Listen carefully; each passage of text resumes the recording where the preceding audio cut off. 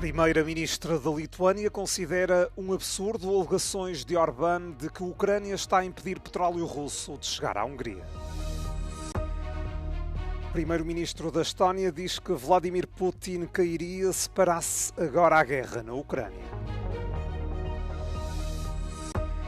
Emmanuel Macron vai atualizar a política francesa de dissuasão nuclear num discurso muito aguardado na segunda-feira.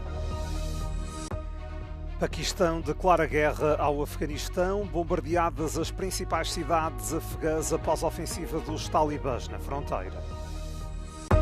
Lisboa recebe a BTL, feira que pretende ser um hub internacional do turismo com a participação de 125 destinos de fora do país.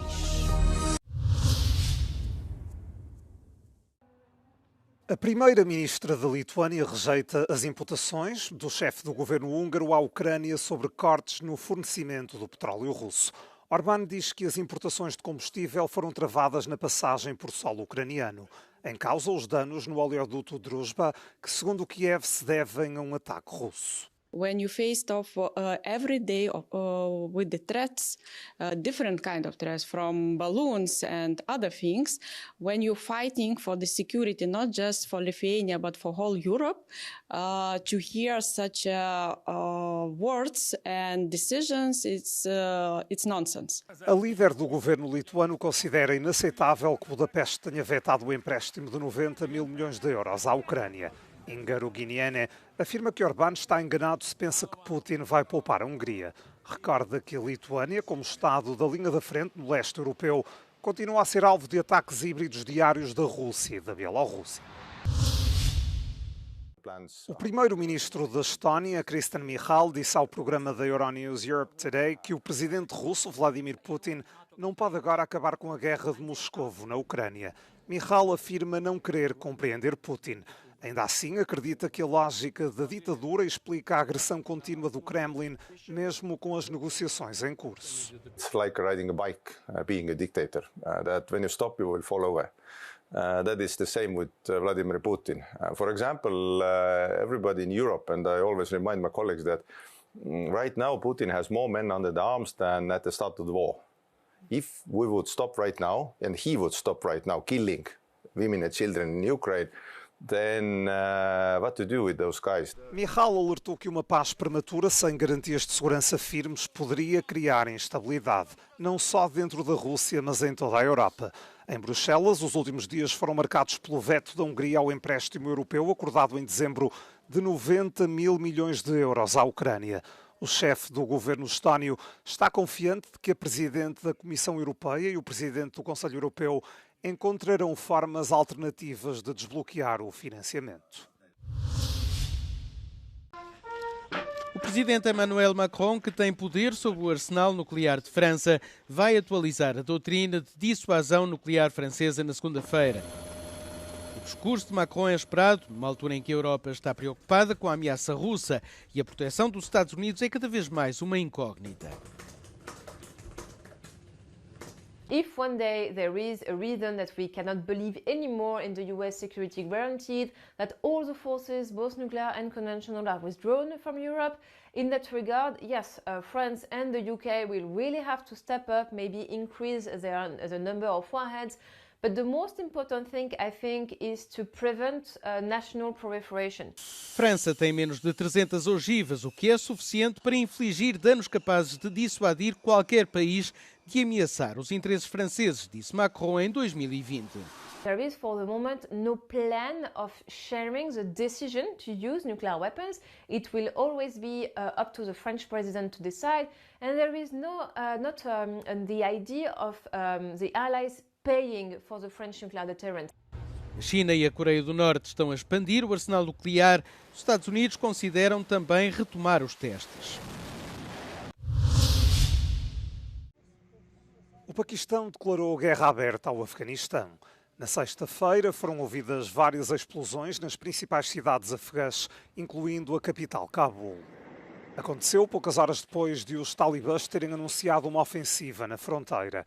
O ministro paquistanês da Defesa afirmou que se esperava um período de paz e estabilidade na região após a retirada da NATO. Sublinhou, no entanto, que o Paquistão perdeu a paciência e que agora passou à ação. Alegou que o Afeganistão se tornou uma colónia da Índia. O governo dos talibãs negou as alegações de Islamabad de que não está a agir contra os grupos militantes. Dezenas de soldados e civis foram mortos, além de se ter gerado uma crise migratória. O cessar-fogo com mediação do Qatar e da Turquia fracassou. É a Arábia Saudita que tenta agora negociar uma trégua. A ONU alerta que a escalada de violência ameaça mergulhar toda a região num desastre humanitário.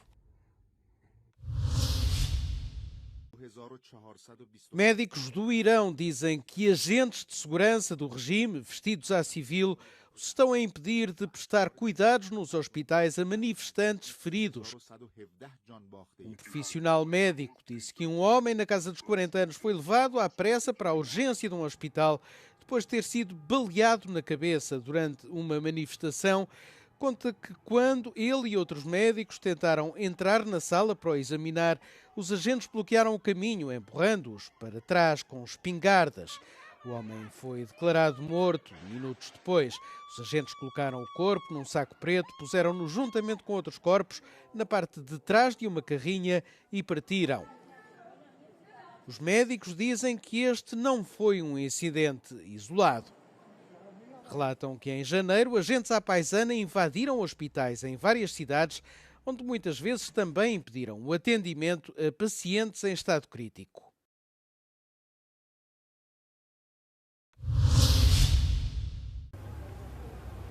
O Irão e os Estados Unidos fizeram progressos significativos nas negociações em Genebra desta quinta-feira, disseram os mediadores após a última ronda de negociações.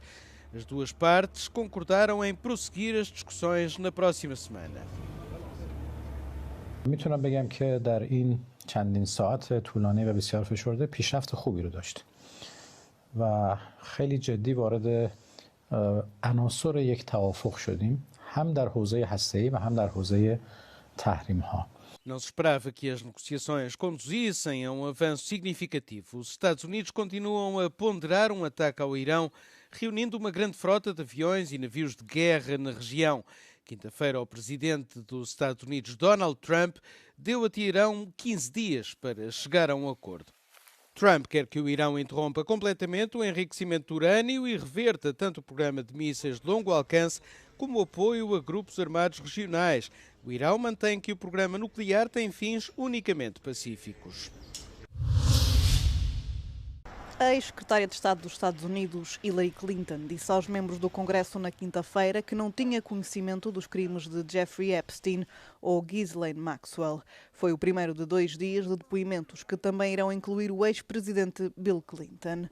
O depoimento foi concluído após mais de 6 horas de interrogatório. À saída, Hillary Clinton confirmou que estava confiante de que o seu marido não sabia dos crimes de Epstein. Testifying, I don't know how many times I had to say I did not know Jeffrey Epstein. I never went to his island. I never went to his homes. I never went to his offices. So it's on the record numerous times. A audiência foi suspensa por breves momentos após uma fotografia de Clinton durante o depoimento ter sido publicada online, numa aparente violação do acordo para uma audiência à porta fechada. They had a chance to do it in public, and I wish they had done it in public. And I think they're making the wrong decision, avoiding doing it in public. Bill Clinton surgiu como um dos principais alvos dos republicanos entre a polémica sobre quem recebe mais escrutínio pelas suas ligações com Epstein. Vários legisladores democratas uniram-se aos republicanos no painel de supervisão responsável pelos depoimentos do casal. Muitos democratas, incluindo os Clinton, alegam que a investigação está a ser usada como uma arma para atacar os oponentes políticos de Donald Trump. Hillary Clinton pediu que o presidente dos Estados Unidos testemunhe no processo sob juramento. Lisboa transformou-se durante a última semana na capital do turismo. Ao acolher num dos principais centros de congressos da cidade, a BTL, um evento que pretende assumir-se como um hub internacional do setor. Este ano foram 125 os destinos internacionais representados, correspondendo a um crescimento de 20% face a 2025. Numa altura em que vai já na sua 36ª edição, A iniciativa pretende ir muito além da divulgação da oferta turística dos vários cantos do mundo. A BTL é mais do que uma plataforma de promoção, é uma plataforma de promoção de destinos nacionais e internacionais, é uma plataforma de networking e é uma plataforma de negócio e é uma plataforma para apresentar ideias e consolidar o futuro do setor do turismo. Questionado pela Euronews, também o chefe de Estado ainda em funções, Marcelo Rebelo de Sousa, reconheceu o papel do evento no desenvolvimento do turismo português. Este evento tem uma importância que nem imaginam. Foi fundamental para o crescimento do turismo em Portugal. Fundamental. Porque são 36 edições, quer dizer que atravessa um período que é quase tão longo como a nossa democracia. Passado o período inicial da democracia, isto ajudou a puxar pelo turismo no final do século passado. Este ano coube ao Brasil a chancela de destino internacional convidado. Isto num contexto em que, segundo a Agência Brasileira de Promoção Internacional do Turismo, a Europa e concretamente Portugal são mercados estratégicos para o país. Durante o ano de 24 para 25, a gente teve um crescimento muito sólido da Europa visitando o Brasil, né? Então, França, Portugal, Alemanha, Inglaterra, Itália, Espanha, a gente teve uma média de 24% de crescimento. Os números obtidos essa semana indicam que janeiro desse ano, Portugal cresceu 35% comparado com janeiro do ano passado, que já foi um janeiro de recorde. A nível nacional, o município da Figueira da Foz e a região de turismo do Algarve foram os destinos em destaque.